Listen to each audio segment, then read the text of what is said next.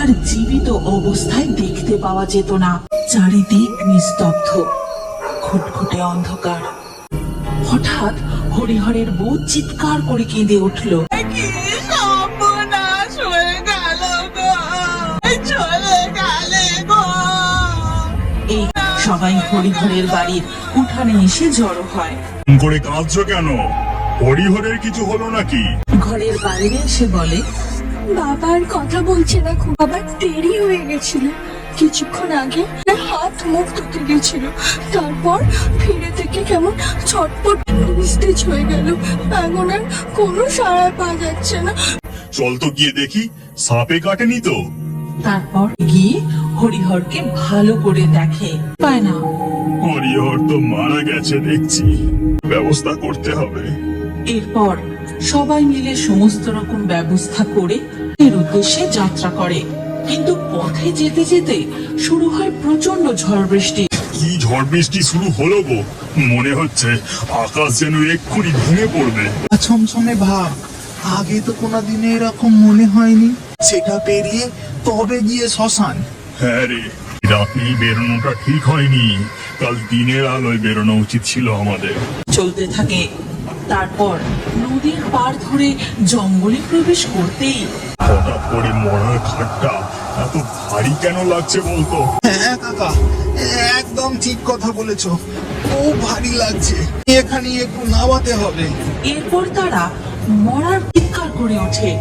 এ কি, দীপক কোথায় গেল? তাই তো, কি সর্বনাশ। খুঁজতে থাকে। আর কিছুক্ষণ বাদেই নদীতে দেখা যায় দীপকের নিথর দেহটা একটা গাছ তলায় পড়ে আছে। সামান্য একটু রক্ত বয়ে যাচ্ছে।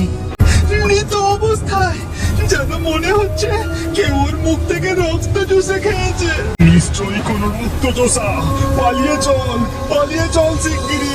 হরিহরের দেহ সেখানেই ফেলে রেখে যে যার বাড়ির দিকে দৌড়তে থাকে।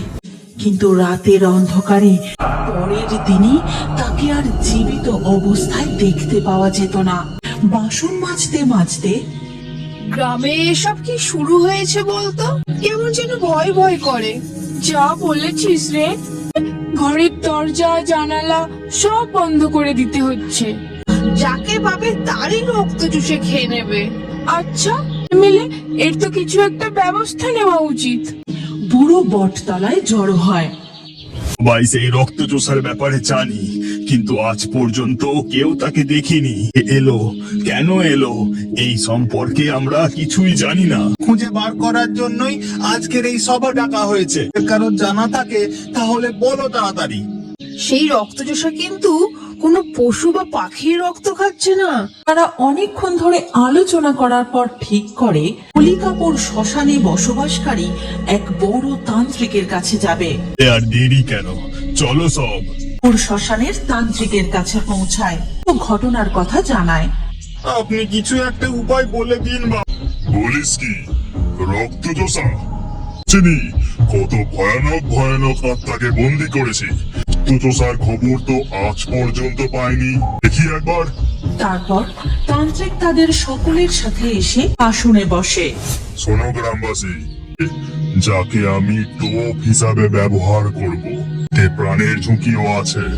ওমা, সে কি কথা? এনে বুঝে কাকে সেই রক্তচোষার টোপ হিসেবে পাঠাবো বাবা? অন্য কিছু উপায় বলুন, আমরা ঘরের মানুষকে এভাবে যেতে দিতে পারবো না।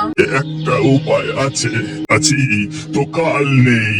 ও হিসাবে তান্ত্রিক বাবার সাথে আমি থাকবো। এই বাপ মা মরা নাতনিটাকে একটু দেখো, পৃথিবীতে আর কেউ থাকবে না। আর জগদীশ বাবুর নাতনি। এরপর যেদিন ভরা অমাবস্যায় তান্ত্রিক বুড়ো বটতলায় যজ্ঞে বসে, কিন্তু ওদিকে তুলি বাবার কাছে কাছে রক্তচোষাকে ধরার জন্য। যদি রক্তচোষা দাদুর কোনো ক্ষতি করে দেয়, হতে দেব না। এই কথা মনে করতেই তুলি একাই আর সেখানে পৌঁছে রক্তচোষা কে ধরার জন্য আমার দাদু ওই তান্ত্রিক বাবার কাছে গেছে। দাদুকে কিচ্ছু করো না। যদি তোমার খিদে পায়, তুমি আমার রক্ত খাও, পেট ভরিয়ে নাও।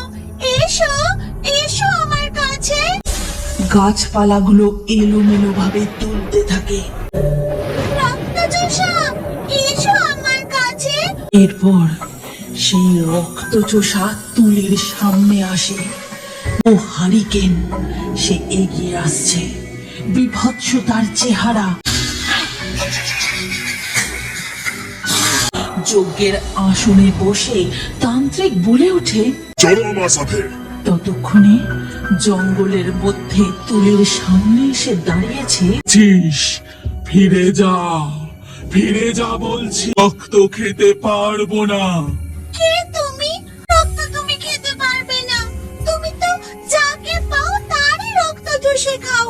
আমি ওই গ্রামের যাকে পাবো তারই রক্ত চুষে খাবো। শিশুর সাথে আমি সেটা করতে পারি না। চাস? তবে শোন, আজ থেকে বহু বছর আগে আমাকে একটু সাহায্য করো, আমার ছেলেটার অপারেশন চলছে। যা রক্ত জোগাড় করতে পেরেছিলাম সব শেষ হয়ে গেছে। আমার সঙ্গে হাসপাতালে গিয়ে একটু রক্ত দেবে।